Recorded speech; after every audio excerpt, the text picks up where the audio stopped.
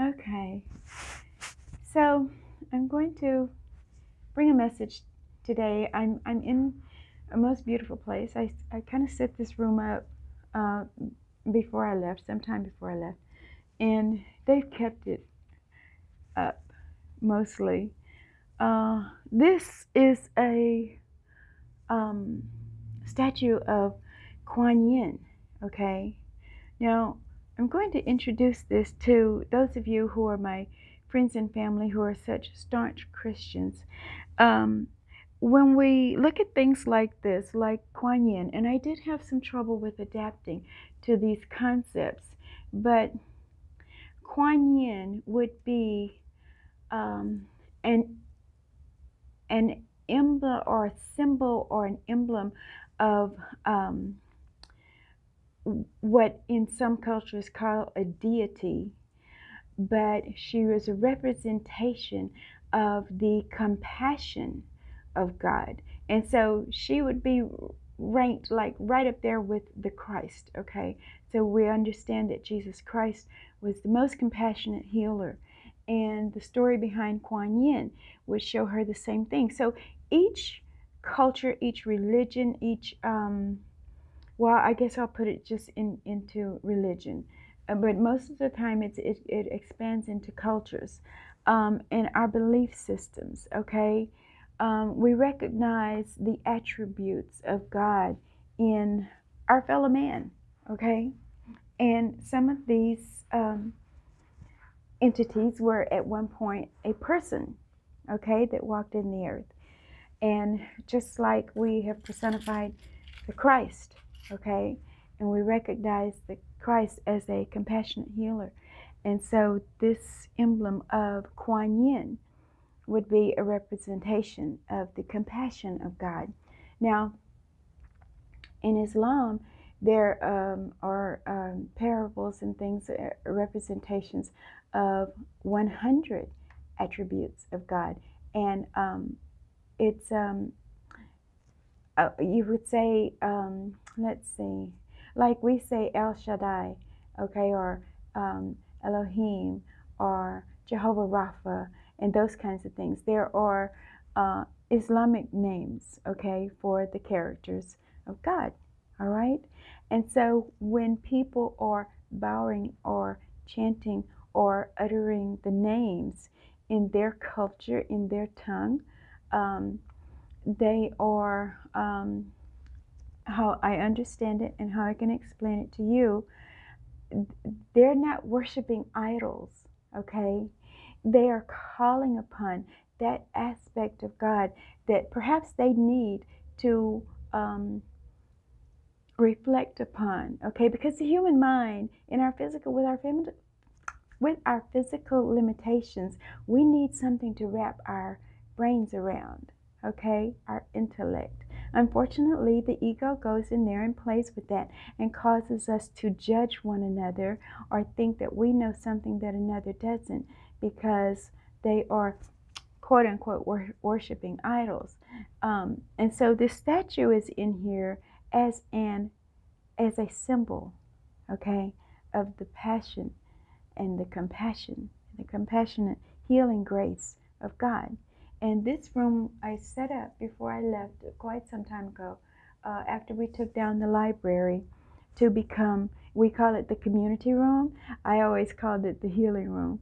This is where I did my healing classes, and this is where I started in this room studying Ayurveda in a corner. We're surrounded by all the beautiful books that we got rid of, but I studied here for my Ayurveda classes, and I can remember certain days, or one night in particular, that Corky came by and she goes, "Hey, what you doing, babe?" I'm like, "Oh, just reading up on some stuff." And she says, "Well, I just want to stop by and say hi. Come on in, pull up a chair." And so she did. And she was waiting for Dottie to get finished with some things. And when Dottie got finished with some things while we were chatting, Dottie was passing by and says, "I thought I heard voices in here." And I says, "Come on in." And so then she came and pulled up a chair. And then a little while later, a friend of ours named Gail came in. And she goes, hey, I was wondering where everybody was. And so they were all gathered. I'm sitting in the corner with my back in the corner, and my table is in front of me where I was supposed to be studying. And I had three of the most beautiful, magnificent women, my teachers, sitting in front of me. And I look back on that now, and I think how blessed, how fortunate, how amazing the grace of God is to have brought these three ladies in to sit with me, and in the sharing of their stories and their wisdom. And occasionally when I would ask a question, they were on the ready to answer me. And basically, so much of what I learned from them that evening, and we sat there maybe 2-3 hours or longer. What I learned was about all the gifts that God has bestowed inside of me. And they had worked in the inflowing of these spiritual gifts for years, okay? And they had stories about seeing, I want to say the unseen, but there's so much more than we can see, okay?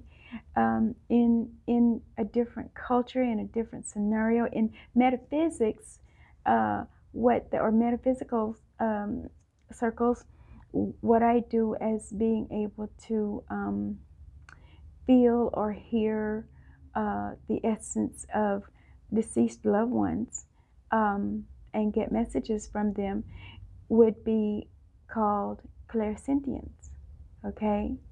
However, others in maybe Christian circles would call that like a seer or a knower. It has a different name, but it's the same gift, all right? And so when you see a thing like Kuan Yin, or perhaps Archangel Michael, okay? It's not so much that we are worshiping these images. It's just that when we put our natural eye on them, and if we have some information behind that, we recognize that emblem as a symbol of that attribute of God, okay? With Archangel Michael, we recognize the attribute of God that is powerful and strong and protecting us, okay? Images of Jesus, okay,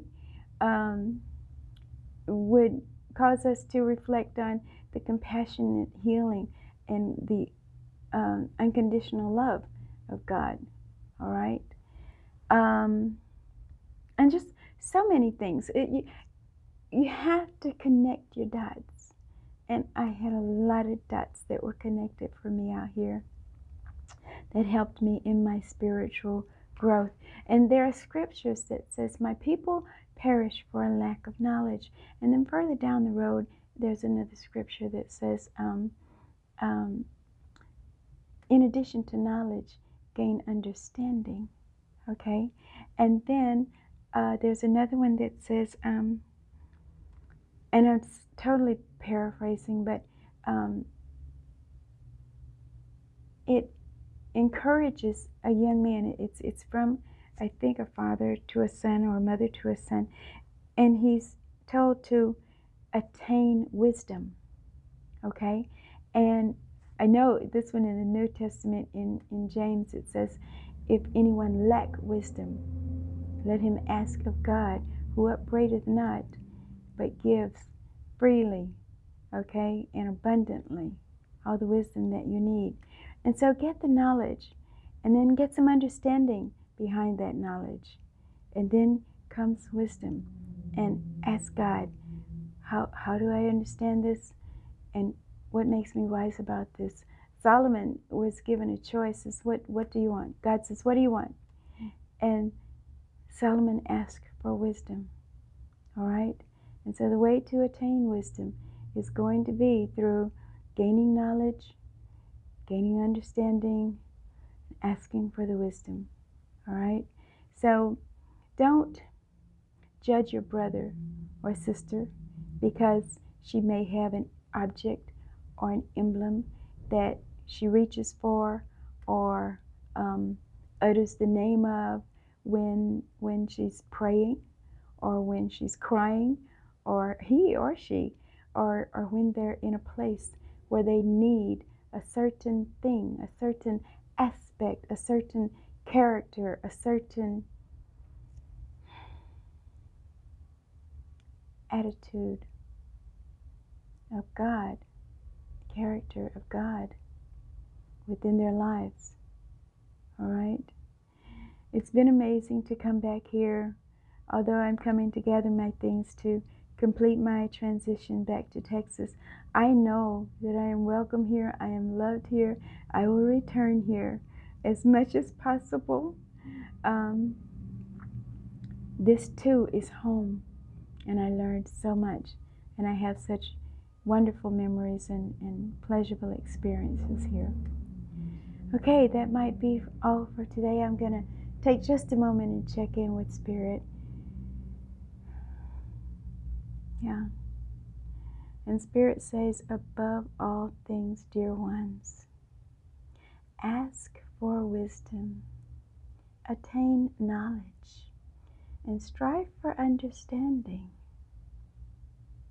For indeed you are to be wise. Wise as wolves, and yet as meek as the sheep. And so in Ayurveda, we learn that nature needs balance.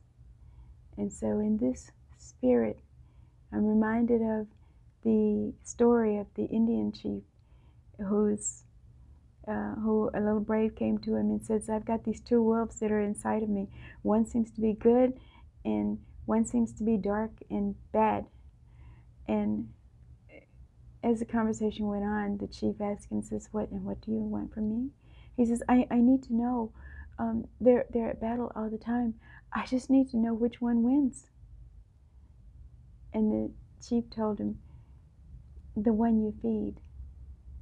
So if there be any truth, if there be any beauty, if there is anything that is pure, wholesome, or holy, if there is anything that is worthy of praise, think on these things that are the attributes and the aspects of God.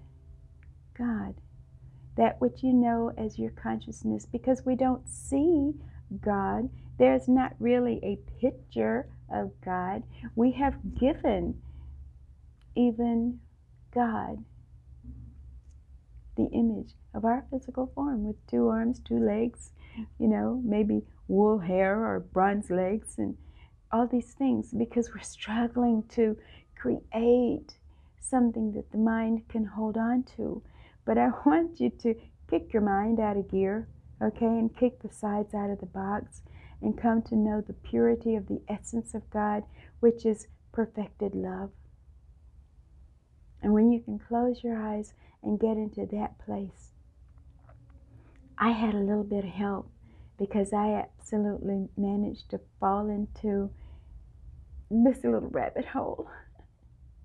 And I was able to learn so much and gain so much understanding and some wisdom. So, I offer you these thoughts for your spiritual development, for your growth in the love of God, and the power that will come through as you recognize the gifts that God has given you and you're able to work and move in them. It is an amazing life, no matter what you go through. And remember, you cannot walk upon the water if you're looking at the wind. Keep your eyes, keep your focus, okay? Not on those things that we can see with our natural eyes or touch with our natural hands, but that very essence of God that is deep within our consciousness that calls us home. You'll know when you get there. It will come from deep inside you and overflow and ooze all over, and you will just be sticky with it. the love of God. That is what I send you today. And today is Good Friday, April of 2019. And according to the stories or the history, it would have been a day of the crucifixion. And yet, in my consciousness, it was the day of the truest manifestation of the unconditional love of God, and what we recognize in our mental stories as a sacrifice for us. Those of us who are mothers, who really, really, really, really have that mother love down inside of us, I think have a better grip on that concept, because no matter what that baby does, we love. No matter what they grow up and say or do, we love.